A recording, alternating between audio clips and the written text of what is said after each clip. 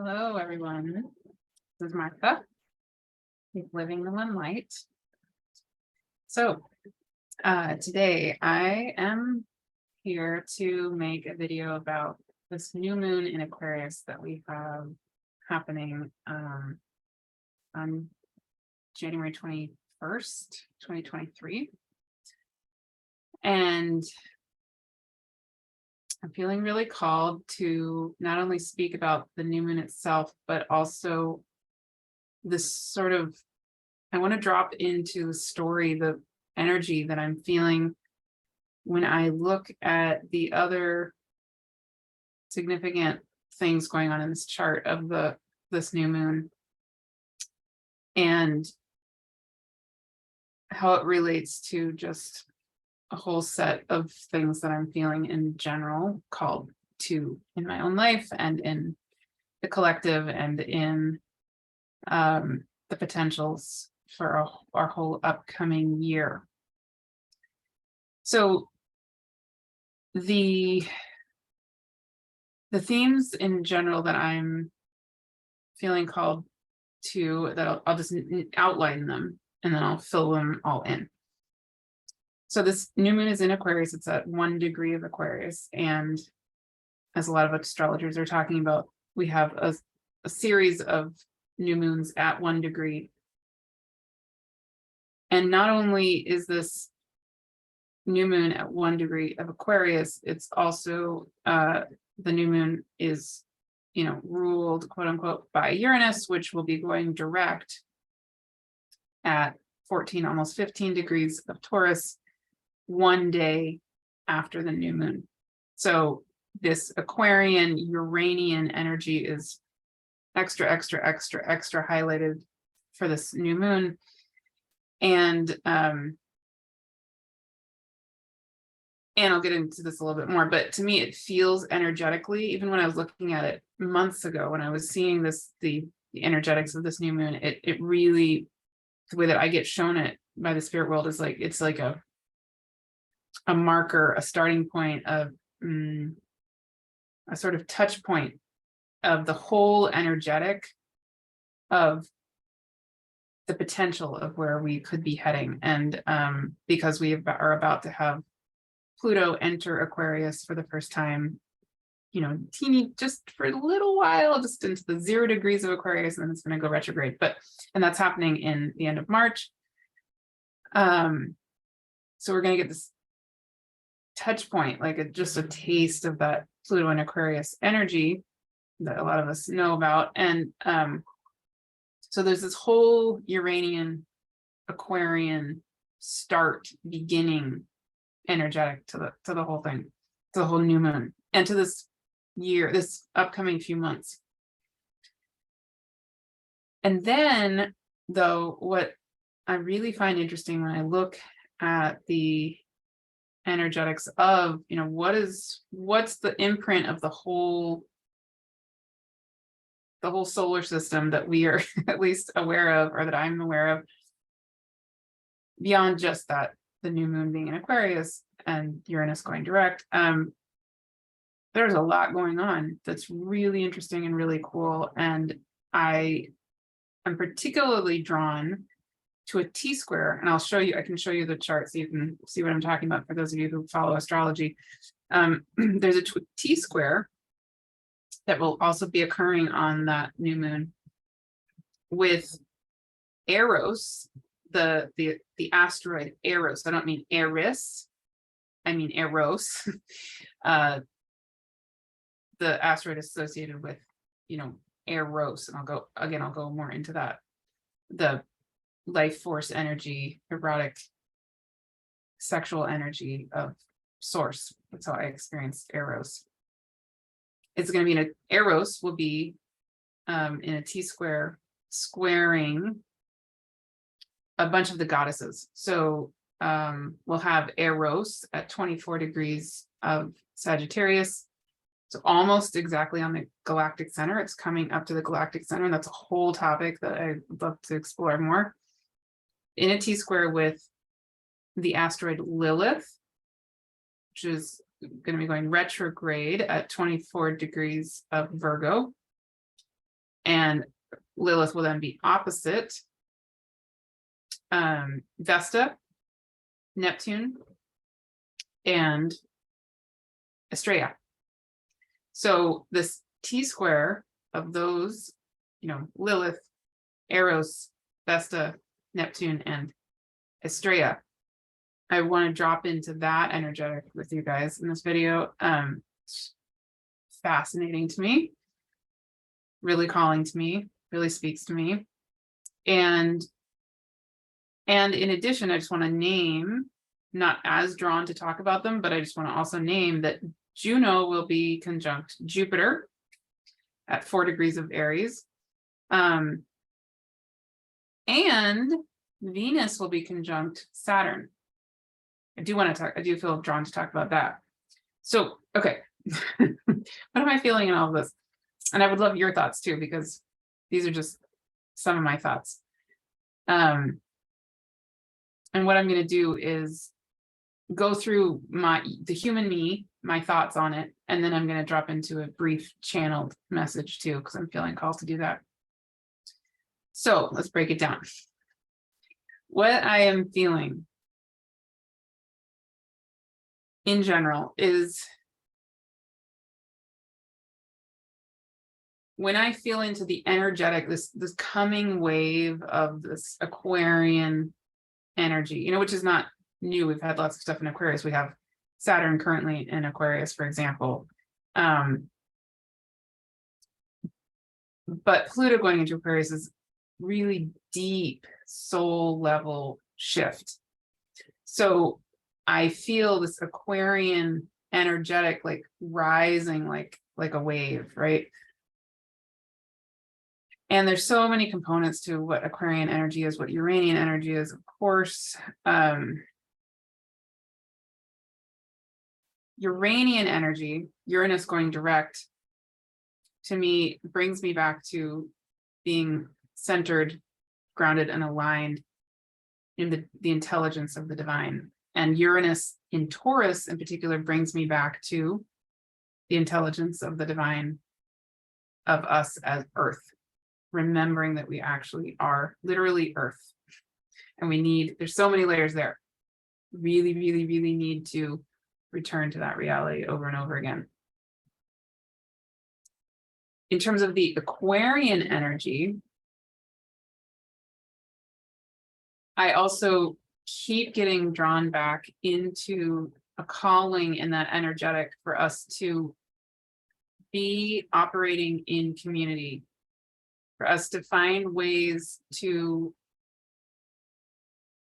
make the changes in the world that we feel called to make with an egalitarian and community-oriented approach. And a lot of us are not trained in that. We're not used to that. I have my background as a clinical social worker. So, social work tends to be relatively egalitarian oriented, sort of, sometimes. And so my personal experience is kind of a mix of being both a hierarchical. I was, co-president of a student body in college. And so I know what it is to be kind of in a position of power. I was also a supervisor at child welfare services. I know what it is to be and have a huge amount of power over people's lives and all of that. And so I know what it is to be kind of in a top power over position. And I know what it is to be in that kind of position and turn the tables around and approach it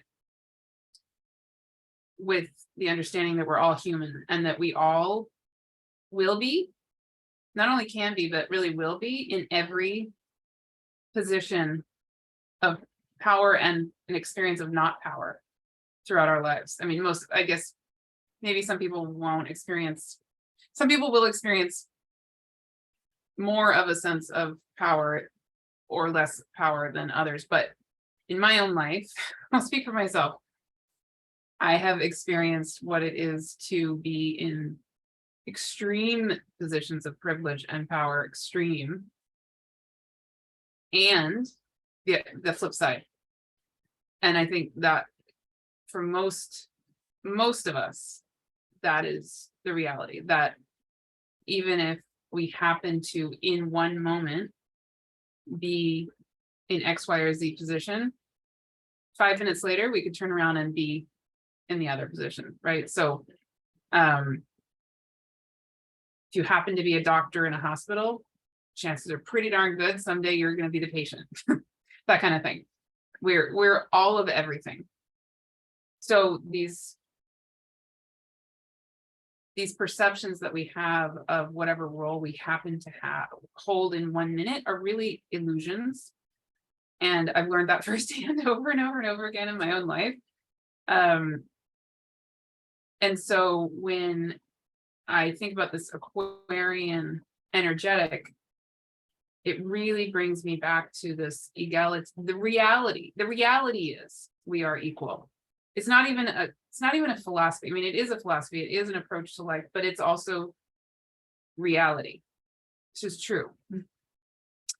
And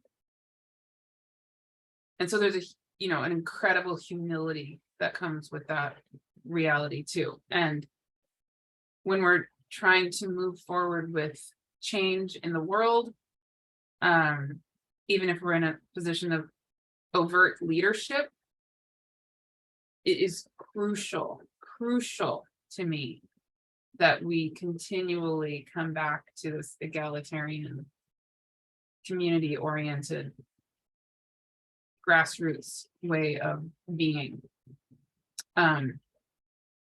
Even if the moment calls for an approach that seems on the outside like a quote unquote top down, just take the reins and just do it. Sometimes that is what's called for. That is the medicine of the moment. You just got to do it. I've been there, done that. You got to save 5 kids from a burning building. You're not going to sit and have a powwow about, I don't know, let's have a come to consensus on what we should do next. Nope, just do it, right? So we've all been in those situations, not that situation, hopefully, but we have experiences with, okay, here is a moment where the medicine calls for a consensus oriented, let's really hear everybody's position. And we've all probably been in situations that, just need action right now.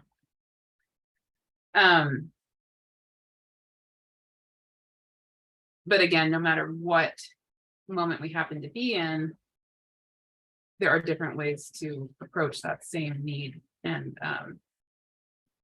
so that's one huge component I'm feeling in this Aquarian energy. And that's really, really important, huge value I hold in all of the work that I do. Okay, so there's that. That's the Aquarian Uranian stuff. Then I also want to point out that Uranus, when it's going direct at 1456 of Taurus, it's almost 15 degrees of Taurus. That is a key degree for this whole year of 2023. So Uranus is going direct right there. Mercury will go retrograde at 15 degrees of Taurus. And Jupiter, when it goes into Taurus next fall, when it goes retrograde in Taurus next fall, will go retrograde at 15 degrees of Taurus. So there's something, I don't have the answers for what, there's something very significant about this 14-15 degrees of Taurus spot. Uranus also went retrograde at 14 degrees of Taurus in August 2021. So this point has been, hit on, it's been a hot spot over and over and over again. Now, for at least the last year and a half. I'm sure I'm missing stuff there, but it just keeps coming up over and over and over again. And it will be a really significant point this whole coming year. So if you know that you have significant planets, you know, like your moon, your Venus, your sun, your Mars, your Mercury at around 14, 15 of Taurus or Scorpio or Leo or Aquarius. Those are being aspected really, really strongly and repeatedly with all of this. So for those, again, astrologers, my progressed Mercury as a 14 Taurus, and that matches what I am experiencing with this whole time. So, okay. So I just wanted to point that out. That's really significant degree this whole year. All right, now I want to come to this T-square I was talking about, and then I'm gonna drop into channeling. So I will attempt to share my screen with you, and so I can show you what I am talking about as I talk. Again, for any of you who are particularly visual and follow astrology. For those of you who don't, then just listen to my words, let it wash over you. Don't worry about the details. And yeah, it's a tricky thing to try to speak to astrologers and non-astrologers in these videos. So, all right, for you astrologers, here is the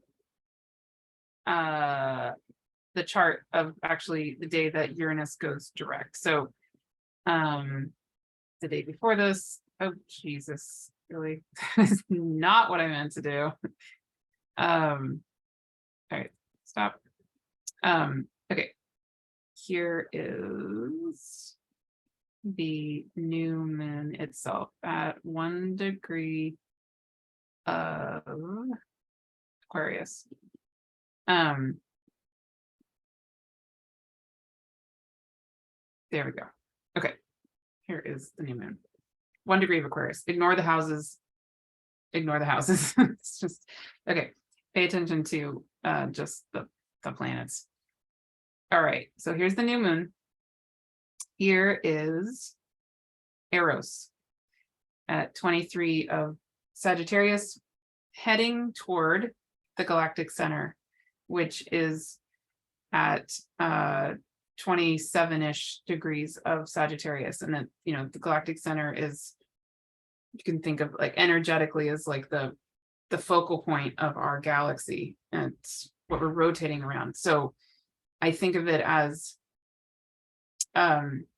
where everything comes from. And to have Eros going up to the galactic center is, in general, for me, bringing us back home. And I should put a disclaimer that my natal Eros is at 24 degrees of Sagittarius. So I'm having my Eros return, which I think is part of why I'm so drawn to talk about Eros right now. I'm going to be doing a free video, a free talk on Eros with EA Zoom on February 2nd, Thursday, February 2nd. If you're interested in that and you would like me to use your chart, please email me and I would be happy to do that. Totally free. I'd love to have you there live. So yeah, I'll go more into Eros in that talk. But I'm feeling so drawn to Eros lately. And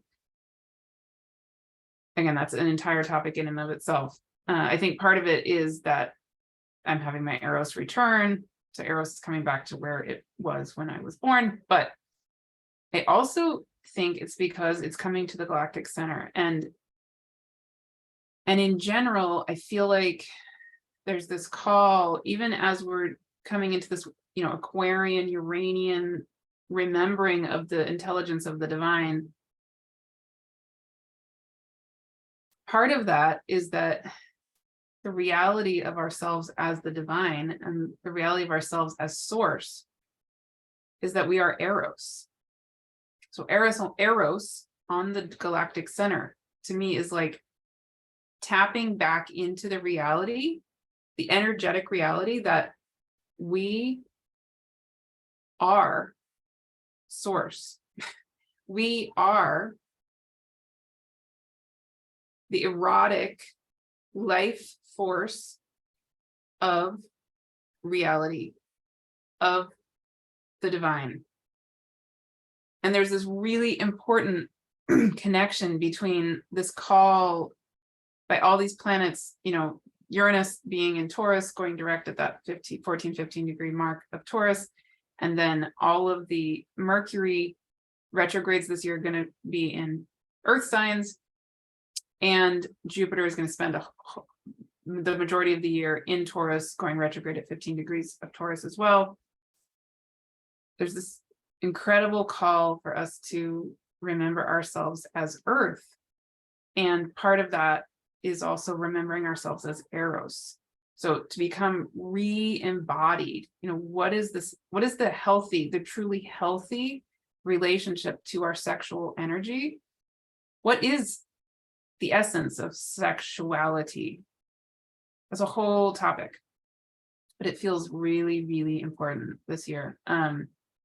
Also, as we're going to be having Venus going retrograde in Leo, that feels, again, super key, brings us back to our body, to our creative life force energy, our sexuality, our sensuality, our embodied selves. What does that mean to be true, to feel safe, and to have that energy be alive in us and moving as us in a way that's in integrity, that is in alignment with life itself and its true highest basic essence and intention? There's a whole set of healing around that I feel is very alive and available this year in these energies, and as Eros comes up to the galactic center. So that's huge, and I'm excited to talk more about that in that talk on February 2nd. Again, I would love to have you there live for free. It would be great. So just message me, livingtheonelight@gmail.com. Okay. So then what I see here is not only is, Eros going to be coming up to the galactic center, but on this new moon, it's going to be in this T-square with, here is the asteroid Lilith at 24 degrees Virgo, and that will be opposite Neptune, Estrella, and Vesta. So here is this T-square, this beautiful T-square, with all of these beautiful planets and asteroids, mostly asteroids. The asteroids with Neptune. Okay, I'm gonna stop sharing so I can talk to you more directly. And yeah, so just to come back to what do I make out of all that? So, it's so complex, but I'll break it down. So Lilith, the asteroid Lilith, also has this element of, for me, really being about reclaiming our power. The asteroid Lilith in my natal chart squares my nodes. So it is exceedingly pivotal in my own soul journey. And I have had and am actually currently having very, very, very powerful experiences personally around the Lilith archetype. And she is one of the many goddess archetypes that that many of us are feeling really re-emerging and needing to be rebirthed in ourselves and in our world. And just as a side note, for any of you who are interested in all these goddess energies, Verena Burrell and I are starting our goddess series, our year-long series on January 24th, and we would love to have you join us for that. So if you're interested at all in what I'm talking about here with the goddesses, please check that out. But yeah, so Lilith in general, for me, is, you know, this energetic of a part of ourselves that has maybe felt disempowered and maybe felt angry or rage around that, and maybe chose to ostracize ourselves, or felt ostracized, or we went away. We chose to leave in some sense, metaphorically, literally, or all of the above. And when we went away, we then found our power. We've then realized, oh wait, I'm actually the power of existence, which Lilith is, right? And we all are. And this is tied into that Eros energy. We are the erotic life force of Source itself. Lilith is a powerful goddess.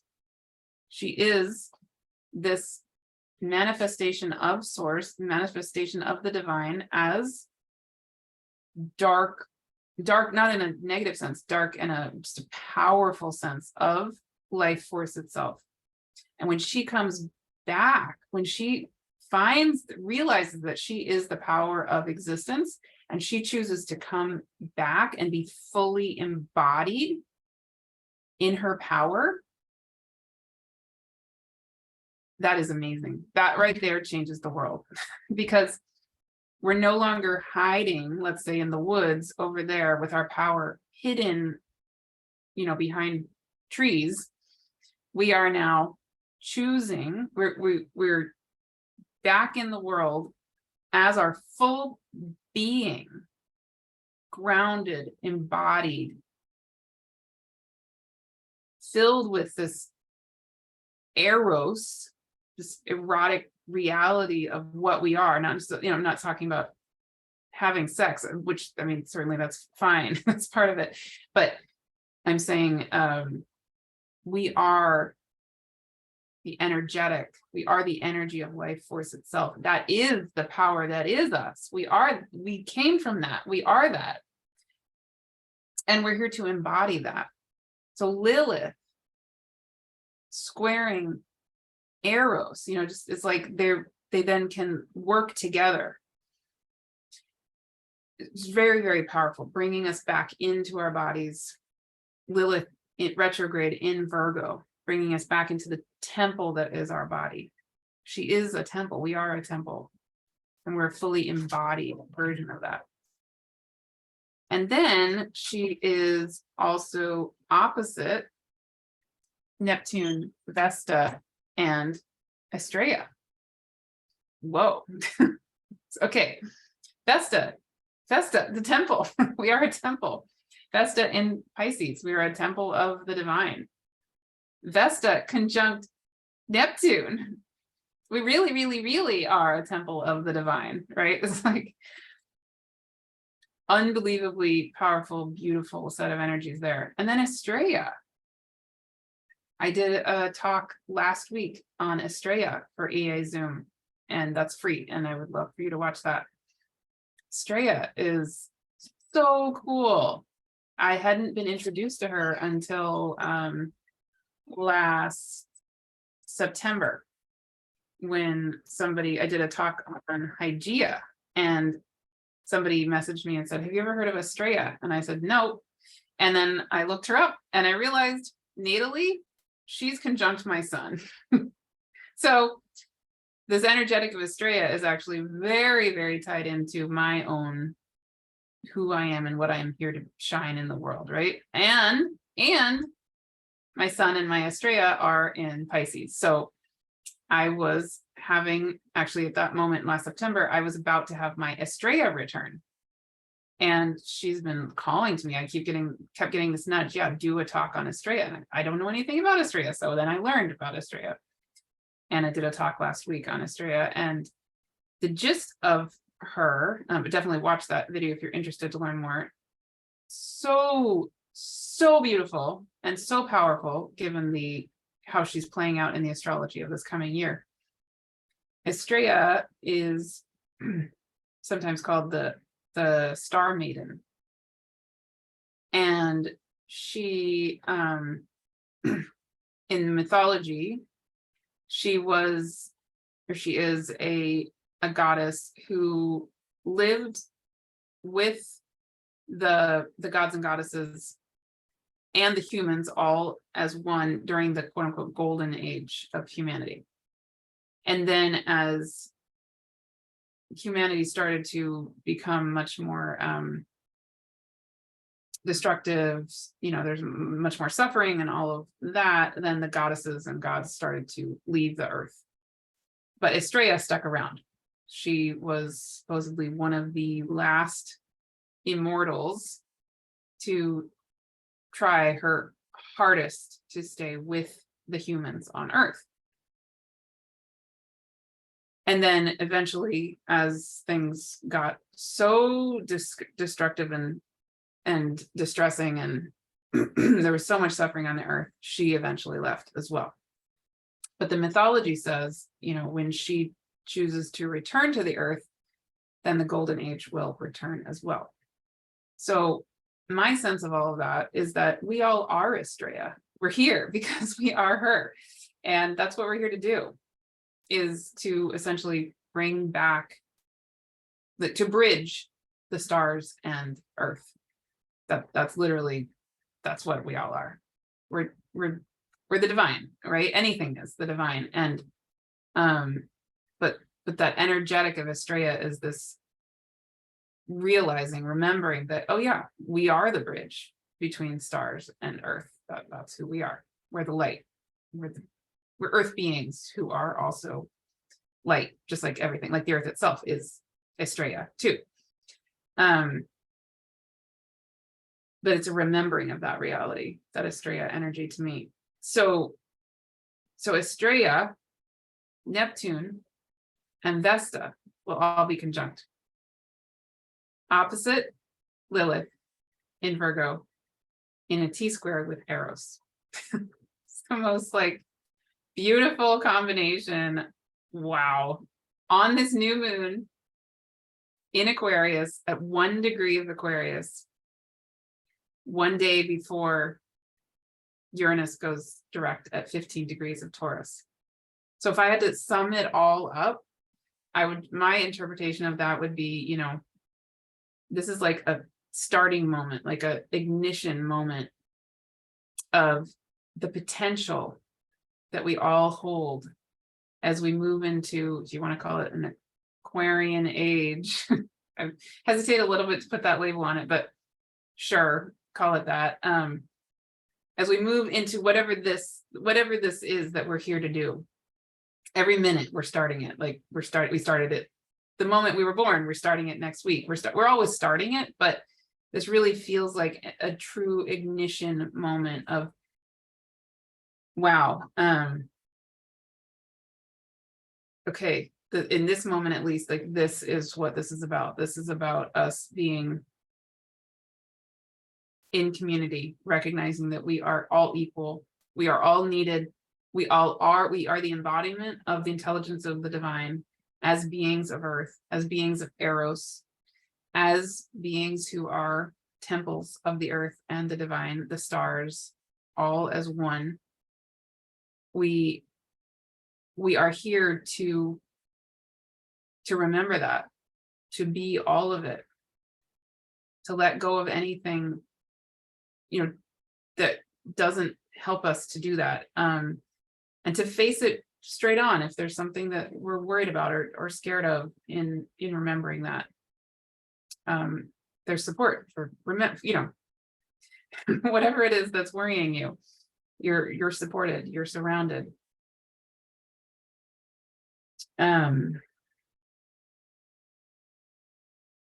Yeah, and then I'll just also say, and Venus also will be conjunct Saturn. So again, to me, Venus conjunct Saturn in Uranus is just yet again kind of asking this question, great, we have these ideals, and how are we going to embody it? how are we going to embody this Aquarian potential? How are we going to listen to each other?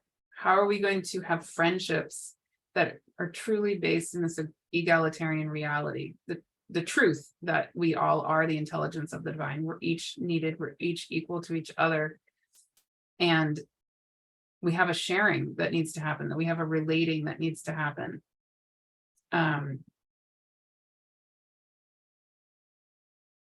Yeah. Okay, cool. So very brief. That was maybe took way longer to say than I intended, but very briefly, I do want to drop into let the spirit world say anything they want to say. I will do that.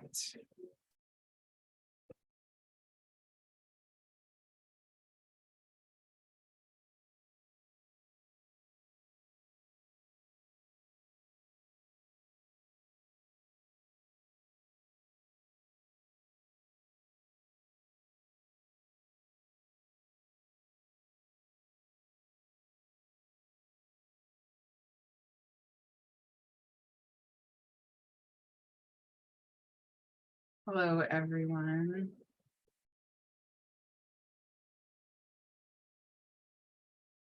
So, yes, what we would like to add to what Martha said is that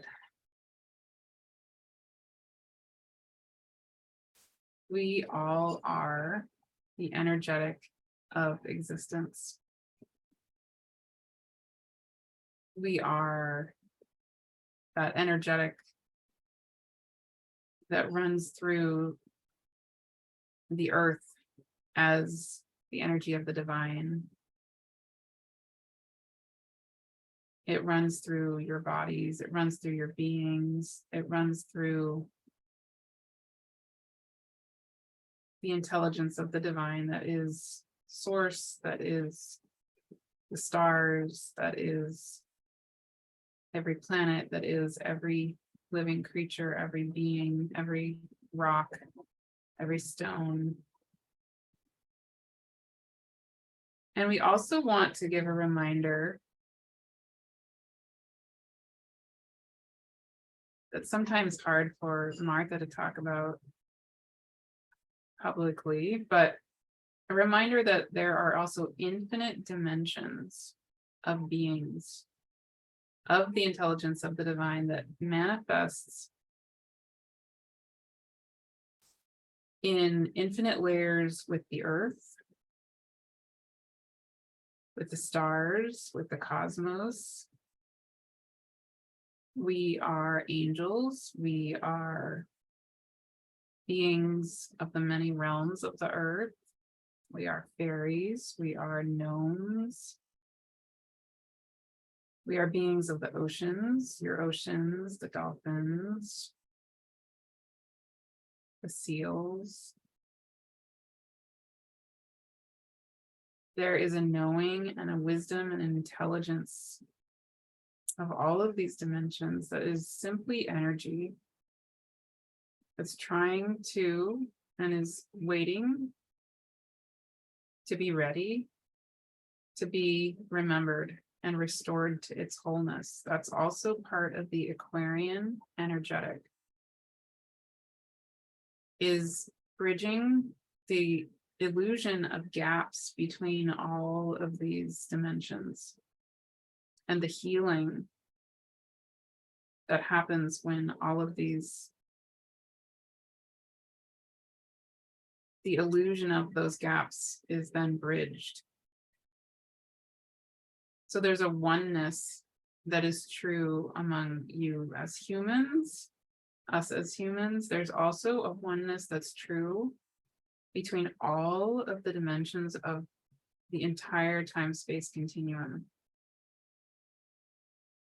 And then, of course, even the void beyond the time-space continuum. So that's a little plug, a little reminder of something yet to come that hasn't necessarily been explored all that openly yet.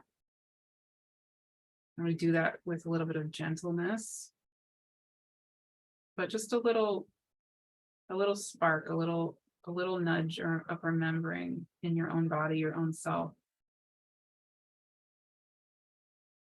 your own knowing of what that unity and that community is like. You as somebody who's conscious of yourself as a human earth being, but also you as a being of infinite dimensions and infinite realities who really actually lives in infinite dimensions all at the same time. That's really actually the ultimate reality of who you are. You're everything and anything and all of it all at once. And then you're also nothing. You are source itself, which is the everything and the nothing all the time. So that's another part of what we would like to invite you into remembering on this new moon in Aquarius. And as you move into feeling the energetic, that powerful soul level Aquarian energy of Pluto dipping its toes into Aquarius and then back into Capricorn. There's the soul level remembering of community as all infinite realities, infinite dimensions.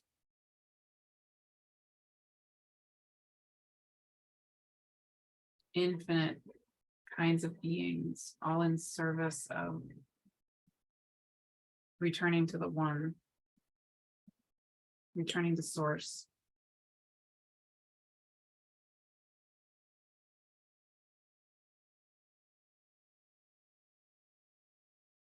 And yeah, we will leave you with that at this moment. We'll be back with more little nudges as we feel called. But thank you so much for listening.